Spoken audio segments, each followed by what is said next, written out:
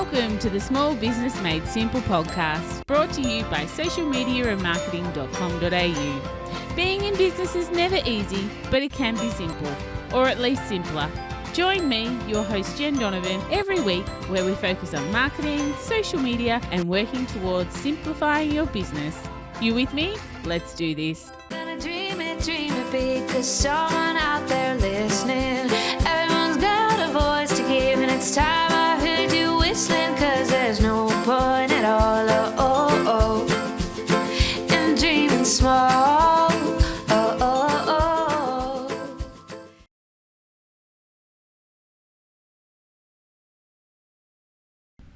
Why, hey there, my fabulous listener. Welcome to episode 226 of the Small Business Made Simple podcast. Thank you for joining me back here for another podcasting year, and thank you for lending me your ears today. I know you have lots of choices out there, and I do appreciate you making my podcast one of them. If you are enjoying this podcast, then I would love you to take a screenshot and share it on your socials, and maybe even tag me, because that would be super, super cool. If you'd like to see the show notes for this podcast, you can actually find them at all the W's, socialmediaandmarketing.com.au/226. As you may or may not know, if you're a long-time listener, I have a board in my office that's full of podcast and blog and media release ideas. And the one that's been written around, completely faded, half scrubbed out, is the one we're going to talk about today. It's titled on my board, Post-COVID Check-In. Now, I know we can't have post-COVID check-in because the bloody thing just isn't going away and isn't going anywhere, but I'm going to actually call it the post-pandemic check-in as well, because the pandemic has actually finished. COVID, no. Pandemic, yes. A pandemic is actually classified as a widespread infectious disease over a whole country or the world at a particular time. Generally without a vaccine. We have a vaccine. Whether or not you choose to have it is not the point. The point is there is a vaccine available. So it's no longer classified as a pandemic. So anyone who wants to argue with me, then that's my justification for saying this is a post-pandemic check-in as opposed to a post-COVID check-in. So today I really want to talk about the business lessons that going through a pandemic has taught us. We are seriously unique, us business owners. No business owners, well, not many business owners are left that have gone through a pandemic before. Certainly not in Australia, maybe in other countries for sure. But of course, the last time we had one was, I think, the 1930s, which was I can't think of the name of it now, some flu. The Spanish flu, that's it. So there are some big lessons that the pandemic has taught us, and I know you would have some of your own lessons, but I'm going to share you a few that I've learned myself, or as a business coach I've seen my clients learn, and as a business owner, again, I've probably learnt myself. So here goes. Let me know which one resonates with you the most. So the first one is the first business lesson from that a pandemic has taught us, me, you, the world, is to have more than one income stream.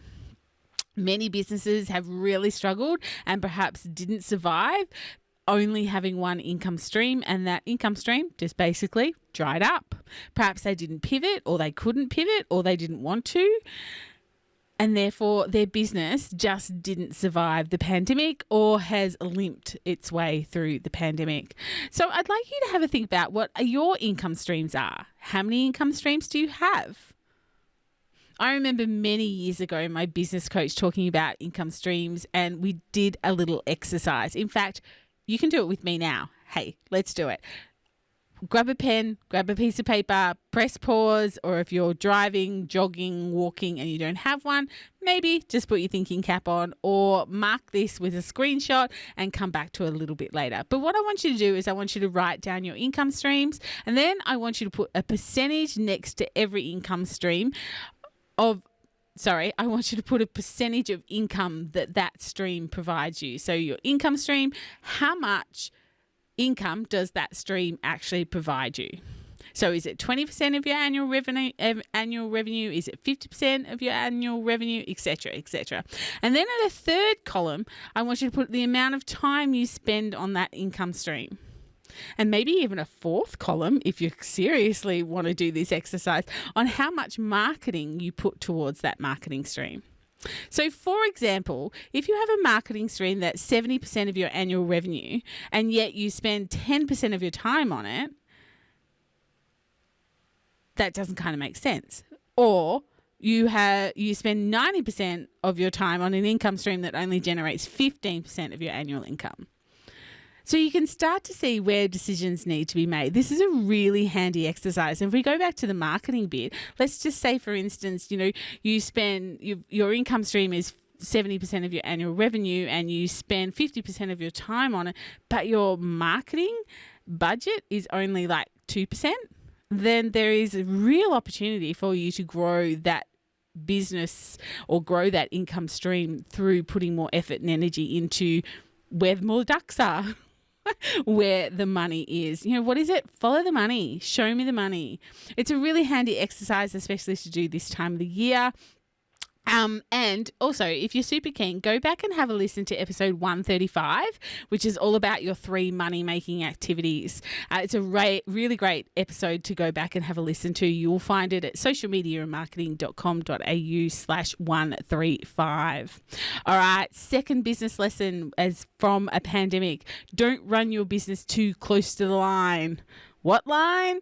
The money line, of course. If you are spending as much as you are making, you have no financial buffer and you are more susceptible to hard times, headaches, and your business failing. I get it. If you're a startup, it's important to invest in growth, but you have to have a buffer, a small buffer that, for instance, could sustain you for maybe a month or two, so you can actually sleep easier at night. This was one of the biggest things that I saw in the pandemic, that I really realized some businesses, business friends, business colleagues, or just businesses online that really must have been running their business so close to the line. And again, I get it, if you're a startup, it's a little bit different, but if you are an established business, then please, this year, create a buffer in your finances. Open another bank account, put 10% of everything you earn or 2% of everything you earn, whatever it is that you would need to sustain yourself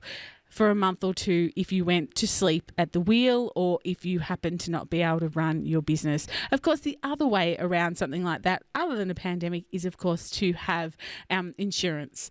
So maybe that's something you need to look at. Not an expert in insurance whatsoever, but sometimes insurance can help you if things start to go a little bit pear-shaped in your business and you can't work in your business anymore for an accident or something like that.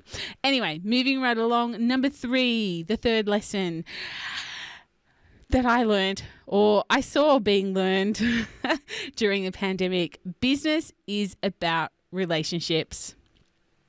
I can honestly say that my business would not have survived as well as it did, but for relationships that I'd built. I went from a full program of speaking and private clients back in March 2020 to nothing, more or less overnight. It was really scary stuff, and I know many of you will be nodding your head going, yeah, it was super scary. I had clients ringing me and crying and wondering what to do, to which I would say or do what I could and then hope for them as much as I possibly can and help them as much as I possibly can. But I would literally hang up the phone or hang up the Zoom call and cry myself because I'd lost another client. But relationships that I'd built put me in good stead to ask people for help, to get leads, to get referrals into more business. So if you aren't networking, then start this year. Online, offline, it doesn't matter. But your net worth is 100% relative to your network in your business. Again, there's a really cool episode to listen to about, net worth versus network. It's episode 71, socialmediamarketing.com.au/71. Go back and have a listen to that one. The fourth lesson of surviving a pandemic was know your worth and stay there. The worldwide pandemic created a beast. I called it the freemium economy. It's the worst thing to come out of the pandemic, other than the pandemic itself. I hate it. There was a period there, seemingly, where everyone was offering everything for free. And I get it. It was all about helping communities survive, and it was fantastic at the time. But it has created a beast. The small business owner who wants everything for free. They want tools, tips, tricks, courses, platforms, everything for free to help them build their business so they can make money. It's like the opposite land to invest and grow. You have to spend money to make money. And don't get me wrong, it was marvelous at the time, but the beast it created still lives on today. Your products and your services are worth what they are worth. Your time, your knowledge, your expertise is all worth something. So stop giving it away for free. If you are, of course. If you are still for that freemium economy, then you need to think about what that looks like in your business. You can have freebies. Of course you can have freebies, but just not your $1,500 course for free. That's undervaluing you and hurting everyone else who is trying to make money by selling what it is they're selling when you are giving it away for free. But it's not about giving away things for free. It is about knowing your worth and charging what it is that you're worth. A whole different podcast on that subject for sure, but it was definitely a lesson of the pandemic. The fifth and final one that I was going to talk to you about today was to listen, pivot, and know your market. Listen to your customers or potential customers. Listen to what they are wanting or what they're looking for. If it's not what you have, but it's in your skill set, consider the pivot. Listen to your market, like really listen to your market. Know your market. Pivot accordingly where you can, if you can. People began to hate the word pivot over the last few years, but for me, it's not only an icon seen in Friends, Google it, Ross and pivot, pivot, pivot, pivot. It's annoyingly hilarious, that scene in Friends, but I do love it. But it's also one of my favorite business words. If you are in business and you're not prepared to pivot because that's not what your customers, potential customers, ideal clients want, need, are demanding, then there's a quick way. Then that really is a quick way to go out of business. If you are selling yellow bananas, but everyone wants purple ones, then why fight the battle and try and change consumer behavior all by yourself? Just sell the purple ones. There's a billion lessons from the pandemic over the last 3 years. Some have stung like a bee and will be hard to forget, and some will be life-changing in the most spectacular way.